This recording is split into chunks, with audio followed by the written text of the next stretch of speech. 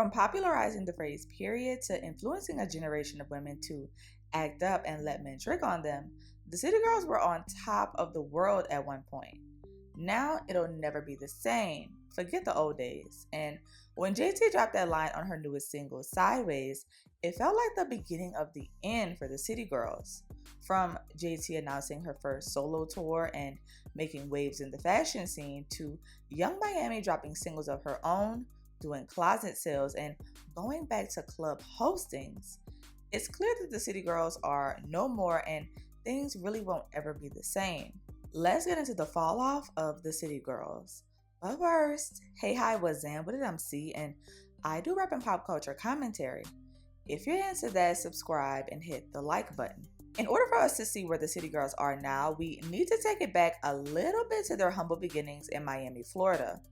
While JT grew up in a challenging environment surrounded by financial hardship and a rough relationship with her parents that caused her to never have a stable environment, Young Miami was raised in a single-parent household in a rough neighborhood far from the glamorous Miami life that many envision. With her mother having ties to Miami entertainers such as Trick Daddy, Rick Ross, and Trina, who was actually Young Miami's godmother and became a mentor for the two even before rapping.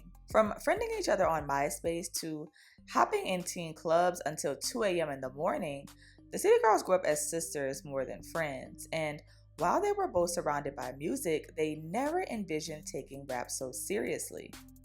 JT's dad had a studio in his house and even wanted all of his kids to become rappers. The only problem was that all of them sucked, which forced JT to have to write everyone's raps. Young Miami, on the other hand, was much more focused on a lavish lifestyle, as her and JT's mothers dated wealthy men and taught them the game that you often hear the City Girls spit in their songs. JT even claims that her first car was bought by her boyfriend, who paid for it with his taxes.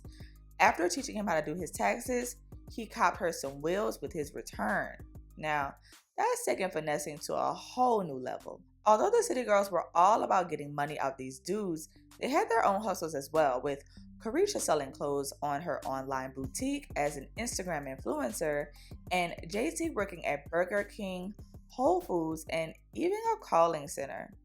But both girls knew that they wanted more, and JT quickly envisioned taking her rap hobby a little bit more seriously. One day, JT called up Young Miami saying she had 2 beats and wanted to do a song together, with Caresha initially being against it and saying that she couldn't rap. But after playing the song with her finished verse, she twisted Young Miami's arm and finally got her to throw a verse on it. The track turned out to be their debut single, F That N, which sampled Kaya's iconic My Neck, My Back song. Unfortunately, there was trouble in paradise, as shortly after the song's release, JT was arrested and convicted of aggravated identity theft on fraudulent credit card charges, and was sentenced to 24 months in federal prison. Feeling that they were on the brink of blowing up, JT pushed back her surrender date to June 2018. During this time, Young Miami promoted the song through social media and by paying DJs to play it in clubs, which caused it to rack up thousands of views, get them booked for club shows, and help them get a manager who just so happened to know P and Coach K of Quality Control Music. Around this time, artists like Lil Baby, The Migos, and Lil Yachty were all the face of QC, so adding a female rap duo to the roster was a pretty successful move. After meeting Coach K, he was ready to take the City Girls to new levels, even with JT's pending fraud case. And the duo agreed to sign under one condition: that they could make music and just be themselves. He even gave the group the name the City Girls because at the time they were going by Young Miami and JT, which is funny that they're not returning to that. After officially signing to QC in 2017 and dropping their debut mixtape Period in May of 2018, the City Girls had enough songs and music videos to hold their fans over until the release of the debut album, as they knew JT was set to begin her prison term in July of 2018. At this time, they had summer anthems out like Take Your Man, Where the Bag At, and coming soon was a song straight from the Drake stimulus package, In My Feelings. It's without a doubt that a Drake cosign has the ability to make or break your career, and the City Girls knew it was only up from here. He's like, how Drake know us? Yeah. Random hood city girls. Like, how do he know? All I know is Peaches called us and was like, hey, Drake want to do a record with y'all. We like, P, stop playing with us, because P like to play. So we like, P, stop playing with us. He was like, I'm serious. He showed us a DM. And we was like, oh my God, bitch, we made it. The only bittersweet part of it was that the song was released a day after JT turned herself in, which means that she couldn't celebrate in the free world or be featured in the music video. And this is where I feel like the foundation of the City Girls got a little bit rocky. Now, by no means am I placing the blame on JT for her past mistakes or Coach K and P for taking a chance on the City Girls despite their rough background. But nothing was ever really the same after JT went away for 2 years. As much as they tried to keep the City Girls relevant, having one member away while the other one has to pick up the slack is just unrealistic, especially when the one who is free isn't the one that's super passionate about rapping. For starters, Caresha wasn't attending rehearsals consistently, which led to poor performances. One of the main examples being at the 2019 BET Awards, what seemed to be a showcasing of two of QC's hottest new artists, Lil Baby and the City Girls, winded up being so bad that Coach K and Pete called Young Miami to scold her about not perfecting her craft seriously. And while I understand that they wanted to see their money being put to good use, at the time it seemed joke-worthy to assume that Caresha would have given the audience anything more than that. No shade. But I will commend her for simply showing up. I mean, Caresha was out here doing performances on other artists' tours, award shows, and interviews while JT was away. By the time their debut studio album Girl Code dropped, QC and Caresha were doing a pretty good job of staying hot and relevant while JT was away. Songs like Twerk with Cardi B and Season with Lil Baby kept fans interested until JT was free.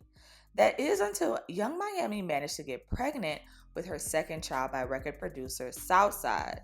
Now, great move and come up for a city girl, but terrible move for the group. This setback, combined with going viral for saying homophobic remarks regarding disciplining her son and being the victim of a drive-by while in Miami, was a dark time for Young Miami, when she was just out here trying to keep the City Girls relevant. While fans anticipated the City Girls' sophomore album City on Lock, sadly it was leaked online in June 2019, when its official release date was not set until a year after, in 2020. This forced QC to drop the album at midnight after the leak, along with the first single, Jobs. Finally, in March 2020, JT was released after serving her final months in a halfway house. This is around the time she met her now boyfriend Lil Uzi Vert, who visited her during the day and gave her all the money her heart desired. After dropping her first day out song in November upon her official release, the City Girls were finally back for good. Twerkulator was going crazy on TikTok after a dance was created, and they even had a video for their song with Doja Cat. But something just seemed a little bit off.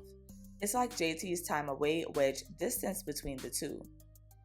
In October 2021, Young Miami released her debut solo single, Rap Freaks, alongside its music video, and this is when she confirmed her relationship with Diddy. Now, I have a theory that I've touched on in some of my past videos that once Caresha got with Diddy and JT got with Uzi, the City Girls were absolutely doomed.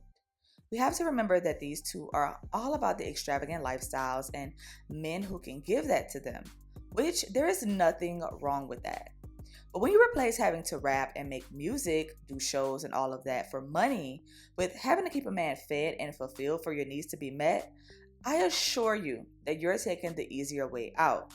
Baby, you're gonna be that city girl.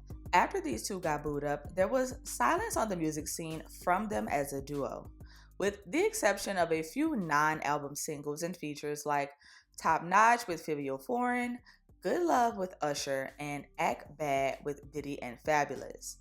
This is around the time that I feel like Diddy was lending them a helping hand in securing songs with artists that could help them out, because ain't no way the City Girls regularly getting an Usher or Fabulous feature.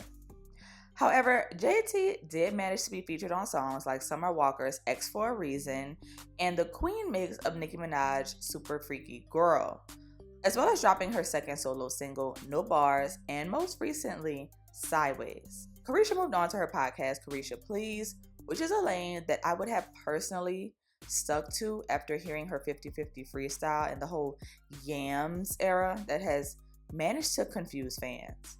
But the final nail in the coffin was their latest album release, Raw, which sold merely 10K first week.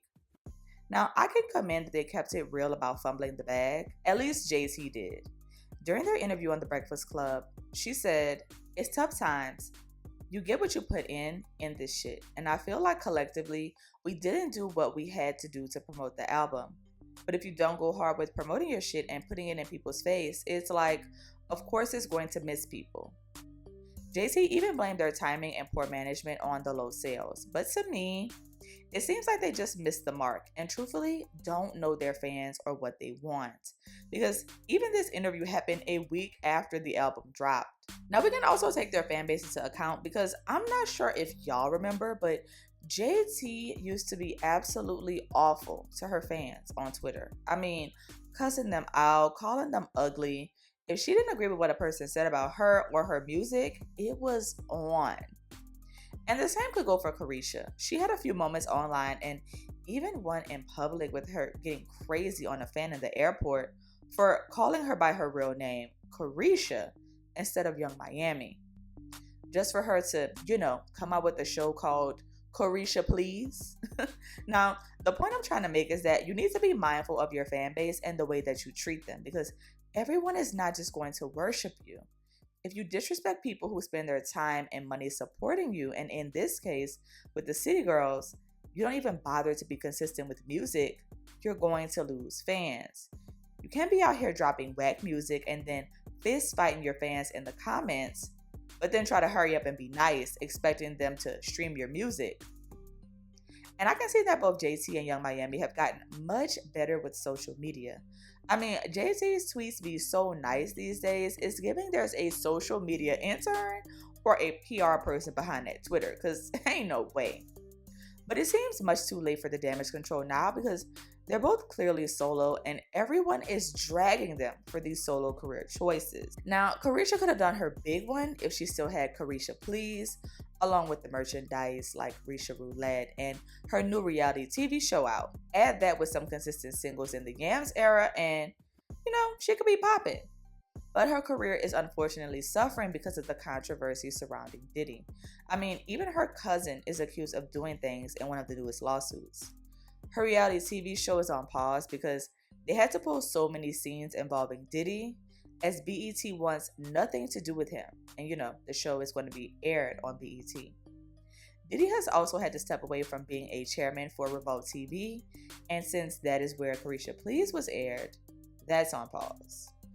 At this point, you have a merch, which you claim people do purchase, and then you have solo music, which you aren't really being consistent about, so you won't be seeing that much revenue from it. So now she has resorted to pushing her closet sales and these club hostings. And I know people are out here saying that these things don't symbolize a fall off, but we're gonna act like Caresha was out here doing club hostings and selling clothes when she was with Diddy on secluded islands? Like, let's be for real. Same with JT, but I'm gonna cut her a little bit of slack because it does seem like she's taking her solo career seriously. She's just gaining her confidence in being a solo act. Remember, she is the one that wanted to actually rap, but she never wanted to do it alone. And that's why she called Caresha to make their first song. A lot of people have been dragging her for booking clubs during her first solo tour, with one fan saying, JT is really over, she performing at bars, which got an unofficial response from JT saying, whatever city y'all in, just call the club for y'all tables or whatever, baby, we about to jam out. Wear deodorant. Now, I admire the fact that she knows she's starting from the bottom and is getting her fans excited about the tour. If you ask me, starting off doing club shows could be beneficial, seeing as the City Girls never went on a major tour of their own. They were always opening acts or supporting acts. Add that with the fact that their performances in the past have felt like they could use a little bit of work, and you realize that maybe JT just needs a little bit more artist development, and this club tour can assist with that. The last thing you want is to be viewed as a sweetie or Ice Spice, a pretty face with catchy songs but poor breath control and performances. Now, my only thing is, we need more solo songs for a tour, girl. We have about 2 or 3 solo singles, but then it's all City Girl songs. Like, sure, your fans know your verse to Act Up and other City Girl smash singles, but we're gonna need a little bit something else to keep the show going. Either way, I'm excited to see what the future brings for Young Miami and JT as solo female rappers. The City Girls may have fallen off, but individually, they seem to be doing all right. And we can't deny that they've influenced some of the female artists that came after them. How do you feel about the City Girls' unofficial split? Do you enjoy JT or Caresha more? Let me know your thoughts in the comments.